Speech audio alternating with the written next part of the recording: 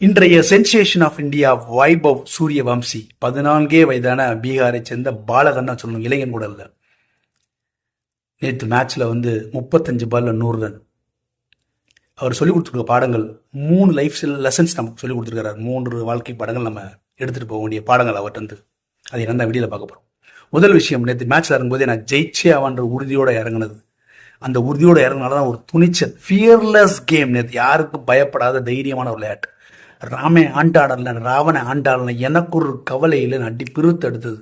3 bowler டேரக்டா attack பண்றாங்க. சுத்தி இருக்க 6-7 பேர் எப்படா வெல்வான்னு காத்துட்டு இருக்காங்க. எவனை பத்தி கவலைப்படல. டமால் டீம் வெளுத்து வாங்கிட்டாப்ல.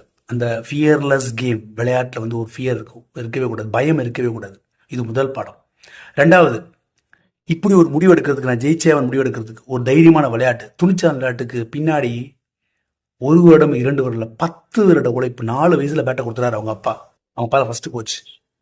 10 வருட முயற்சி, பயிற்சி, அனுபவம் எல்லாம் சேர்ந்து தான் நேற்று கேம் இருக்கும். ஒரு நாள் அந்த வெற்றி, இந்த துணிச்சல்லாம் 10 வருட உழைப்பு, அதுக்கு பின்னாடி இருக்கு, அனுபவம் இருக்கு, முயற்சி இருக்கு, விடாமுயற்சி இருக்கு. இது 2வது பாடம். 10 வருடம் காத்திருந்தது.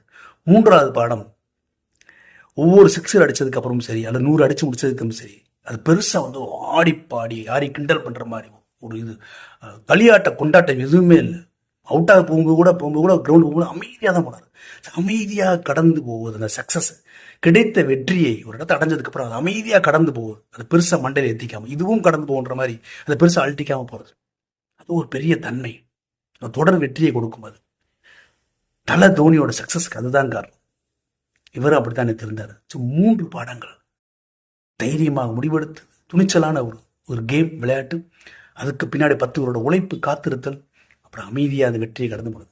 நீங்க என்ன வேணா செய்யலாம், படிக்கலாம், தொழில் தொடங்கலாம், ஒரு போட்டித் தேர்வு எழுதலாம், ஒரு சினிமா இயக்குனர், அது ஏதோ ஒரு முயற்சியில் இருங்க. நீங்க உங்களை டிமோட்டிவேட் பண்றதுக்குனே ஒரு 10-11 பேர் இந்த மாதிரி வருவாங்க. அதில் 7 பேர் எப்படா நீங்க வெல்வேன் காத்துட்டு இருப்பாங்க. 3 பேர் டேரக்ட் அட்டாக் பண்ணுவான். எப்படி நடே தம்பி, எல்லாம் வேணாண்டா, உன்னால முடியாதா, 1 லட்சம் எழுதலாம், 1000 ரூபாய் தானே வேலை கிடைக்கும், உன்னால முடியாது, நீ சரியா படிக்க மாட்டேன், உனக்கு ஞாபகத்து கிடையாது, அது கிடையாது, இது கிடையாது, உங்களால் முயற்சி உட்கார முடியாது, படிக்க முடியாது, நீ முடியவே முடியாதுன்னு உங்களை போட்டு டிமோட்டிவேட் பண்ணுவாங்க. தொழில் 50 வருஷம் தொழில் பண்ணிட்டு இருப்பான், அந்த தொழில் 100 பேர் இருப்பான். தம்பி இப்பெல்லாம் தொழிலாம் ரொம்ப மோசம் தம்பி, இதெல்லாம் ஒன்றும் வராது தம்பி, வேஸ்ட் தம்பி. படிக்காம அந்த வேலையை தொழில 50 வருஷமா சக்ஸஸ்ஃபுல்லாக பண்ணிட்டு இருப்பான். 100 பேர் இருப்பாங்க அந்த மாதிரி தொழில் பண்றவங்க. நீங்க அதே தொழில படிச்சுட்டு வருவீங்க, உங்களை டிமோட்டிவேட் பண்ணுவாங்க. முடியாது தம்பி, முடியும். நம்மளை டிமோட் பண்ணிட்டு இருப்பாங்க நிறைய பேர் இந்த மாதிரி. அதெல்லாம் அடிச்சு தூக்கி அடிச்சு தைரியமா முடிவு எடுக்கணும். அதற்கு 10 வருட காத்திருத்தல் தேவை. இந்த முடிவு எடுத்து துணிச்சல செயல்படுறதுக்கு ஒரு 10 வருடம் காத்திருக்கணும். முயற்சி, பயிற்சி, அனுபவம் எல்லாம் கிடைக்கும். அதன் மூலம் வெற்றி கிடைக்கும். எடுத்து அணைப்பீங்க. அடைஞ்சதுக்கப்புறம் அமைதியா இருக்கு, கடந்து போயிருக்கு, அமைதியாக கடந்து போகும். இதுதான் சொல்லிக் கொடுக்கக்கூடிய 3 வாழ்க்கை பாடங்கள். நல்ல சிந்தனைகளை விதைப்போம், நம்பிக்கை வளர்ப்போம்.